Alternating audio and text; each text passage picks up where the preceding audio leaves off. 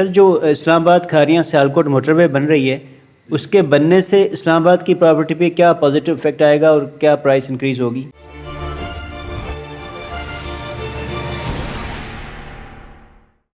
बिस्मिल्लाहिर्रहमानिर्रहीम, अस्सलाम वालेकुम रहमतुल्लाहि व बरकातुहू। देखिए जी, जो प्रोजेक्ट है इस्लामाबाद खारियां सियालकोट मोटरवे, जिस तरह और दूसरा जो प्रोजेक्ट है रिंग रोड, इस्लामाबाद का जो बनेगा रिंग रोड, ये वो प्रोजेक्ट है कि जिसकी वजह से तमाम लोगों को फ़ायदा होगा। इस एरिया से गुजरने वाला हर बंदा, हर ट्रैफिक या इसके सराउंडिंग में रहने वाले तमाम स्टेशन जो है उसको बहुत फ़ायदा होगा।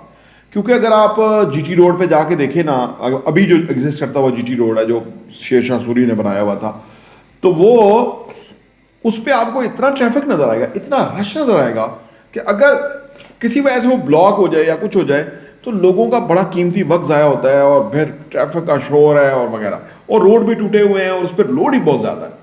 लेकिन जब ये सियालकोट खारियां इस्लामाबाद मोटरवे बन जाएगा तो इसमें बहुत फ़ायदे होंगे। जैसे लाहौर के लोगों को ये फ़ायदा होगा कि ऑलरेडी वो जो मोटरवे से लाहौर जाते हैं तो तकरीबन 340 किलोमीटर वो डिस्टेंस तय करके जाते हैं।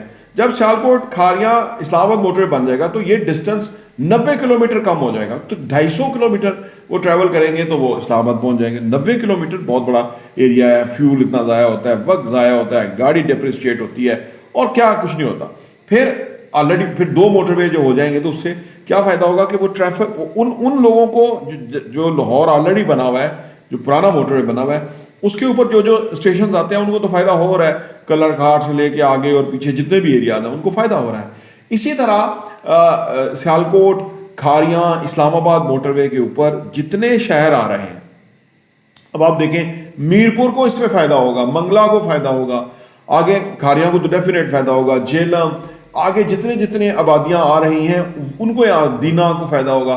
तो वो लोग एक इंटरनेशनल स्टैंडर्ड का जो इंफ्रास्ट्रक्चर है उसको एंजॉय करेंगे और वो सब जो है वो बड़ा कंफर्टेबल तरीके से यहाँ पहुँच जाएंगे इस्लामाबाद, या कहीं भी उन्हें पहुँचना हो, इवन उस तरफ पंजाब, सेंट्रल पंजाब की तरफ जाना हो, तो ये बहुत ही बड़ा प्लस होगा उन एरियाज़ के हवाले से।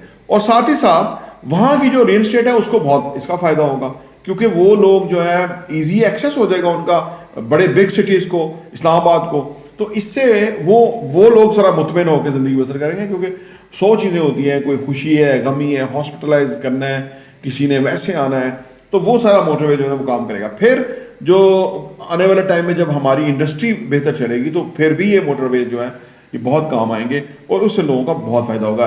डोंट फॉरगेट कि पाकिस्तान की आबादी बहुत ज़्यादा है और मोबिलिटी के, यानी एक जगह से दूसरी जगह जाने के बहुत सारे शदीद प्रॉब्लम है और रोड इंफ्रास्ट्रक्चर ना होने के बराबर है। तो ये मोटरवेज जो है उस वक्त फिर बहुत काम आएंगे। और ये जो एरिया है जो बहुत पीछे रह गया इस सेंस के अंदर रोड वगैरह के हिसाब से, तो ये जो सियालकोट खारियां इस्लामाबाद मोटरवे है तो इसका उसको बहुत फ़ायदा होगा। और फिर ये टी चौक से आके जब ये इंटरचेंज बनेंगे तो ये बहुत बड़ा एक कम्प्लेक्स बनेगा कि जिससे फिर रिंग रोड आके टच करेगा एक जगह पे, तो वो आप मोटरवे से रिंग रोड और रिंग रोड से एयरपोर्ट जाएंगे तो वो ऑल टुगेदर एक नई शेप होगी। जैसे हम अभी मक्का और मदीना शरीफ में गए हुए थे तो वहां पे आप देखें ना, मक्का में कोई 5 रिंग रोड हैं बने हुए, यानी फर्स्ट रिंग रोड है, सेकंड रिंग रोड, थर्ड। तो ये क्या क्यों है कि वो जो जितना बड़ा ट्रैफिक का हैवी फ्लो है ना, तो उसको वो बड़ी अच्छे तरीके से डाइजेस्ट कर लेते हैं और एक ट्रैफिक जो है वो रमा दमा रहती है और लोगों का वक्त बचता है, टाइम बचता है और वो इजीली किस जगह पहुंच सकते हैं। तो ये बहुत बड़ा रियल एस्टेट को भी बहुत बड़ा इससे एडवांटेज होगा, बहुत बड़ा एज होगा इन प्रोजेक्ट के हवाले से। क्योंकि रिंग रोड जिधर बनेगा या मोटरवे जिधर बनेगा तो दाएं बाएं के इलाके ही दरअसल सबसे ज़्यादा बेनिफिट करेंगे। आल्दो के शुरू पॉइंट 0 से पॉइंट आखिरी तक भी फ़ायदा उठाएंगे, लेकिन जो बीच वाले जो इंटरचेंजेस हैं उससे भी बहुत फ़ायदा होगा। तो ये मजबूरी तौर पर पाकिस्तान का एक बेहतरीन इंफ्रास्ट्रक्चर बनेगा। प्रॉपर्टी टीवी देखने का बहुत बहुत शुक्रिया।